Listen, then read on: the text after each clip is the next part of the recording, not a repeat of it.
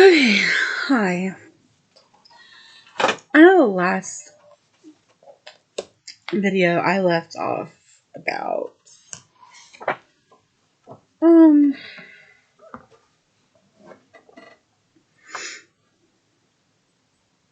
girlfriends, I guess. Uh so I haven't made a video only because I started doing my family tree, and doing my family tree, I had to pull my Rayon, which is my mom's side, Roberts, which is my dad's side, my married life, my stepdad's side because my mom's married. And when I pulled my stepdad's side, that's when I didn't want to do this anymore. And it's only because I found out, and it brought a lot of memories and a lot of uncertainties and a lot of heartache and a lot of what the fuck? Excuse my language. And so I found out that my stepdad's biological father had passed away. And normally people will be like, well, why is that a problem? You know, bless his heart, he's deceased. No, it's not a bless your heart. It's not a oh my god, it's your grandpa's dead, blah blah blah. No.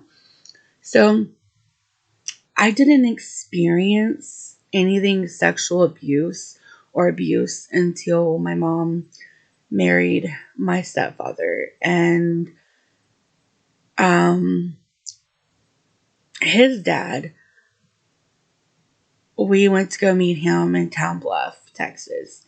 And he put his hands in mine and my sister's pants and then fondled our chests. And, we were I was 5, 6. My sister was 7, 8 area, in that age rank. And so, we didn't know what abuse was. We didn't know what sexual abuse was. We didn't know if that was appropriate, other than we knew that that was not appropriate because that was an adult who you trust and you just freaking met, and now he's doing these things to you.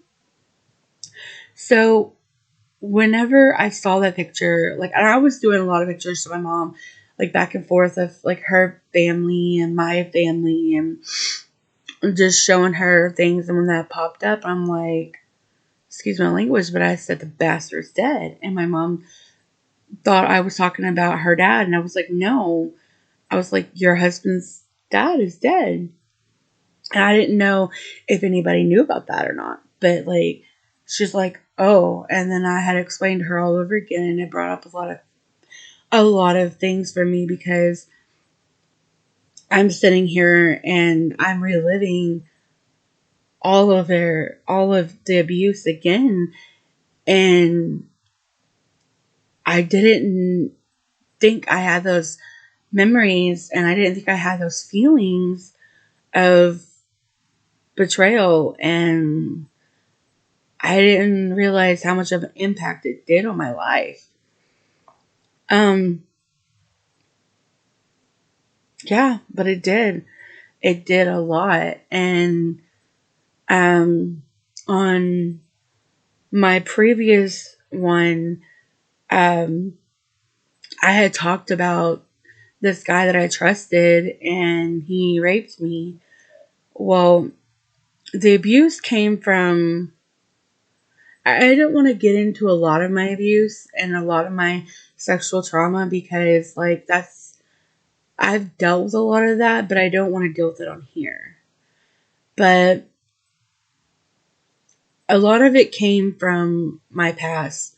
And then this was a guy that I trusted, and I thought I was over all that. But I went to therapy for it because that just doesn't go away.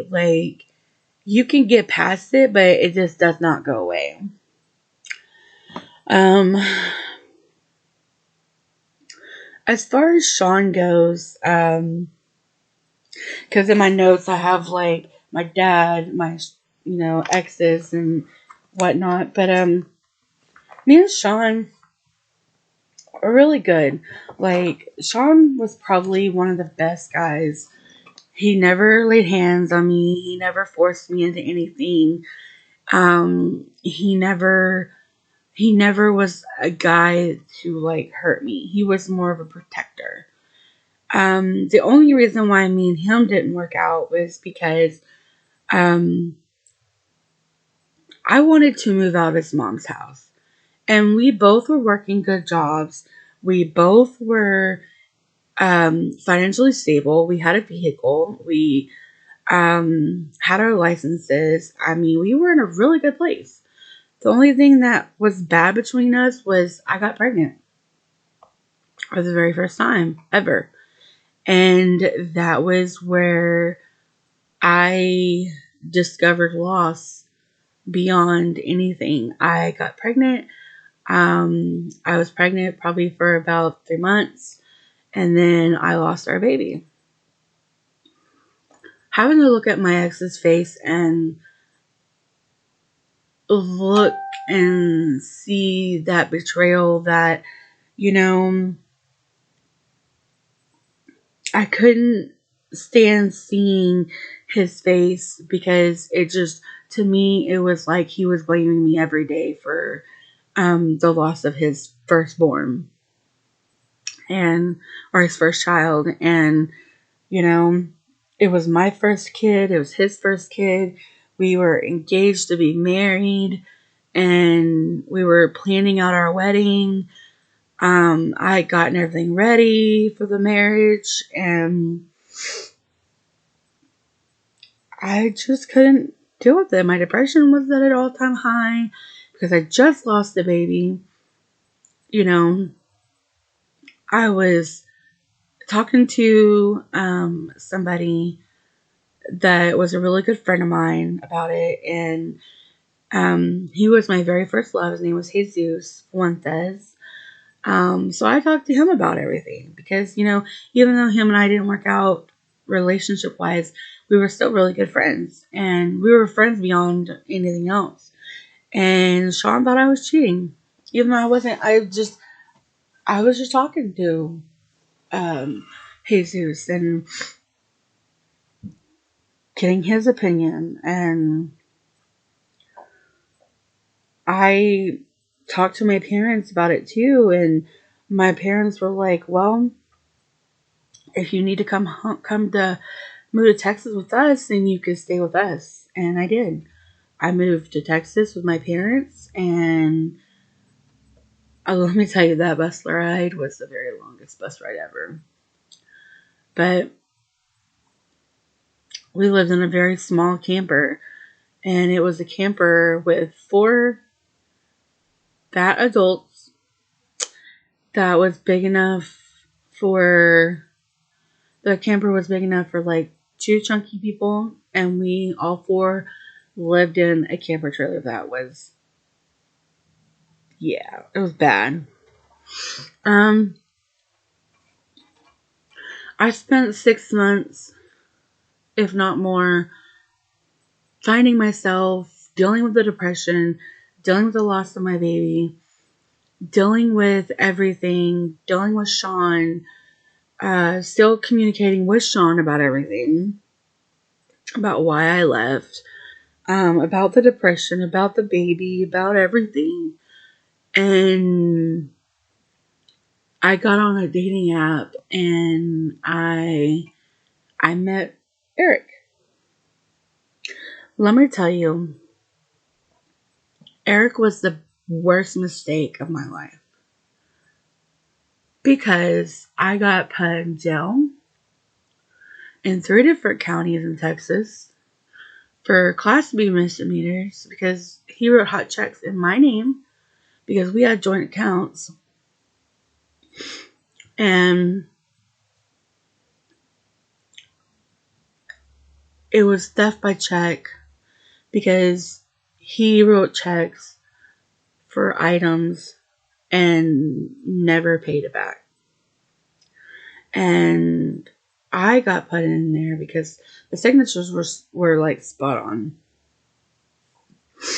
I did not know the severity of his criminal history. Um, I smoked pot with him. It was to the point where we were moving around a lot. Um, I couldn't go back to my job. I was a security, not security, but, in prison, a prison guard. Couldn't go back to that after Ike hit because of him. I could not finish college because he moved us around too much, and I had to quit that. Didn't have the money to pay for my part of the schooling. Um, so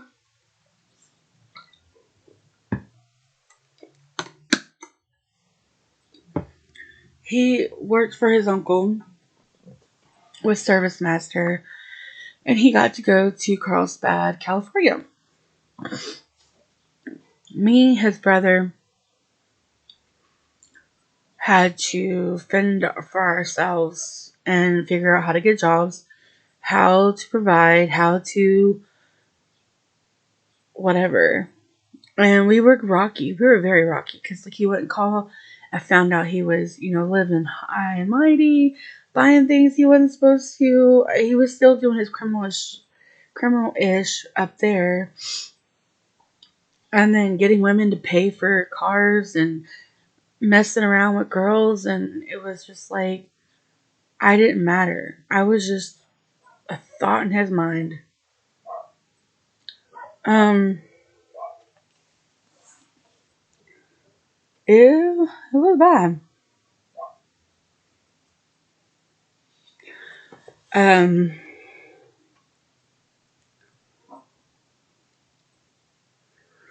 I want to say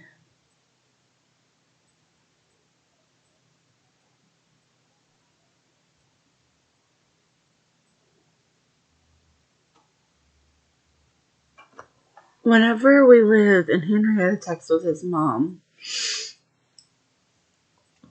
I found out I was pregnant again. And I wound up losing the baby.